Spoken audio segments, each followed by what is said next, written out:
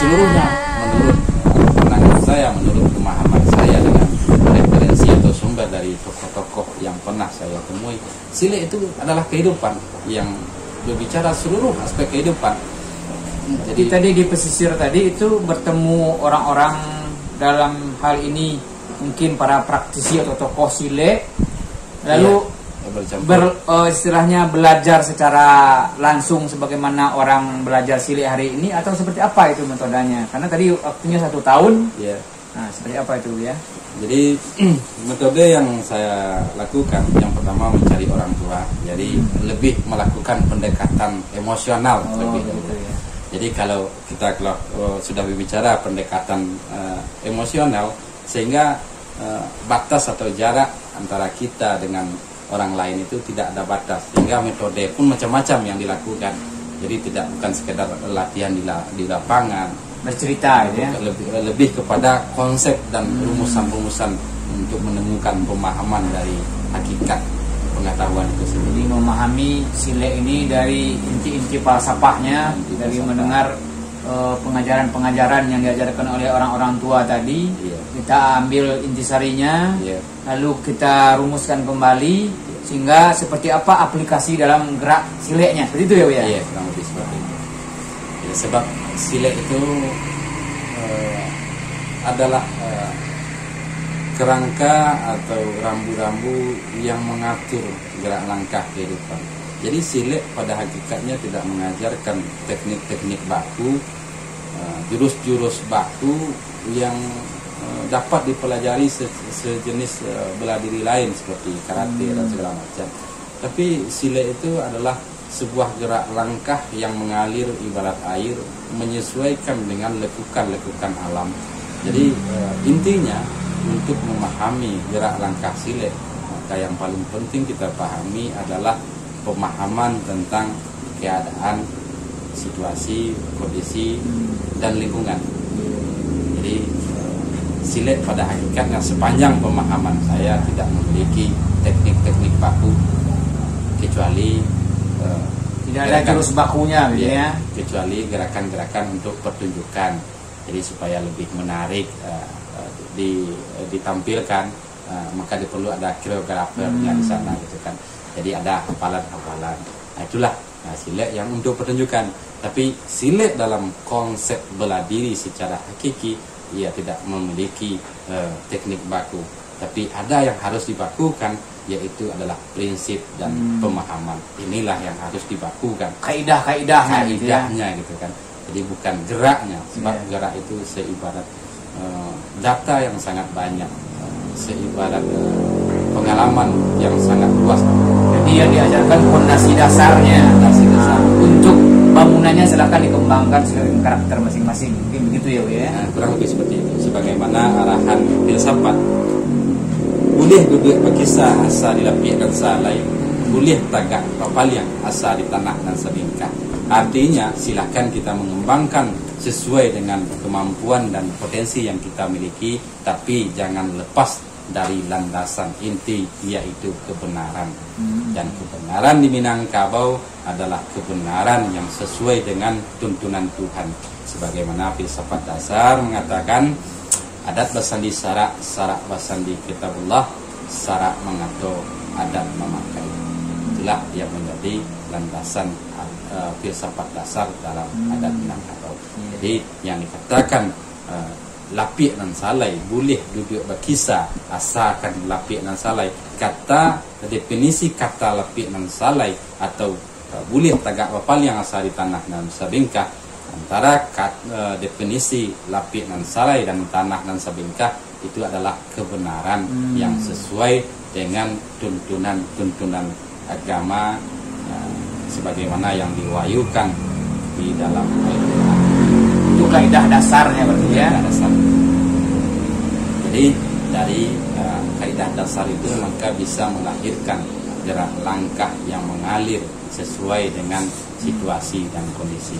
Sebagaimana yang diajarkan oleh guru silek di waktu kecil, rata-rata anak sasian hanya diajar melangkah, Iya. Langkah. Jadi sile itu lebih dominan dikenalkan dengan istilah langkah. Ada langkah ampe, langkah tigo, langkah 9, bahkan ada langkah 1. Nah, itu gimana tuh Buya? Tentang langkah-langkah tadi apa? Langkahnya 3 buah, langkahnya 4 buah atau seperti apa itu? Seperti apa yang dari pengalaman yang apa yang saya temukan baik dari kecil sampai saat ini, yang secara konsep warisan langkah itu tidak terbatas dengan 3 langkah. Jadi inilah uniknya peradaban Minangkabau, sehingga sulit untuk diterjemahkan dengan metode-metode lain selain budaya ketimuran. Sebab kata-kata Minangkabau sebagai identitas budaya yang memiliki definisi yang jelas, namun kata ini seolah-olah diberi nyawa, dilengkapi dengan sayap, sehingga bisa terbang, berterbang mengelilingi semesta alam dan bisa diurai seluas samudra. Jadi sebagaimana ungkapan pepatah mengatakan sebagai landasan pengetahuan di Minangkabau, di balun seleba kuku, di kambang seleba alam. Alam terkambang jadi guru, bumi jolangi keteladan. Jadi artinya setiap kata di Minangkabau ketika dihimpunkan akan menjadi selebar kuku atau satu titik awal yang menjadi rumusan. Tapi ketika titik itu diurai, maka akan bisa mengurai seluas atau selebar alam, mengkaji berbagai sisi, mengkaji berbagai sendi-sendi kehidupan yang berlandaskan kepada keseimbangan alam yang menciptakan ekosistem kehidupan. Jadi sangat luas. Jadi pemahaman inilah yang bisa dijadikan guru, di mana Pituah atau filsafat tadi mengatakan alam terkambang jadi guru. Jadi bagaimana menjadikan alam ini sebagai guru, ia harus dipahami dan dirumuskan menjadi selebar kuku. Nah, dengan pemahaman inilah kita bisa menjadikan alam sebagai guru. Dan bagaimana untuk meluruskan pemahaman ini, bagaimana untuk memahami ajaran guru-guru daripada alam, maka bumi je langit dijadikan teladan. Artinya berbagai gejala alam, isyarat alam memberikan isyarat dan pelajaran yang dapat kita jadi pedomani sebagai arah kehidupan. Kembali ke yang tadi Bu ya. Saya masih belum paham nih, langkah 3, langkah ampe, langkah 7, langkah 9. Iya, segala macam-macam sampai langkah 1000. Langkah 1000 itu maksudnya gimana Bu ya? Iya, jadi di dalam pembahasan kebudayaan Minangkabau yang perlu dipahami adalah konteks pembahasan. Jadi kalau kita untuk memahami langkah dalam konteks gerak fisik, maka langkah itu ya memang melangkah. Tapi yang dikatakan langkah 3 adalah prinsip dan pemahaman dari langkah.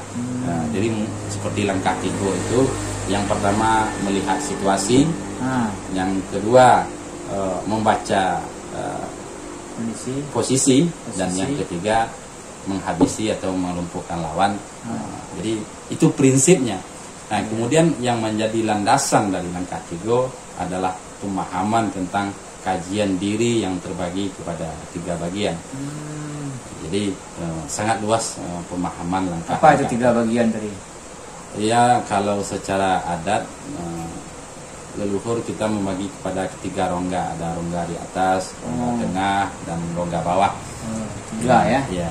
Jadi rongga atas tempat yaitu kepala, tempat bersarangnya otak sebagai sentral akal pikiran. Kemudian rongga tengah adalah tempat sarangnya sistem organ-organ utama dengan sistem yang sangat teratur dan seolah-olah sebagai sebuah siklus yang selalu berkaitan dan saling menguatkan satu sama lain. Dan yang ketiga rongga bawah yang membahas tentang usus atau lambung. Itu isyarat dalam pengertian kajian. Jadi intinya yang dikunci dengan kata langkah 3 itu adalah prinsipnya, bukannya langkahnya. Jadi mungkin penjabaran dari langkah 3 itu bisa langkahnya sampai 1000. Jadi tidak terbatas gitu. Jadi jangan pernah mentafsirkan atau mendefinisikan ungkapan-ungkapan Minangkabau dalam suatu pandangan. Satu kata banyak makna ya. Banyak makna. Maknanya bersayap. Nah, Jadi tadi langkah 3 itu secara falsafahnya rongga atas, Rongga tengah. kepala, rongga tengah, rongga perut. Ada juga yang bilang begini, katanya ada falsafahnya ataupun entah itu kaji atau apa disebutnya, itu berbicara Allah, Muhammad, Adam, Muhammad katanya. Atau alif dal mim katanya. Bagaimana tuh Bu ya? Ya, pada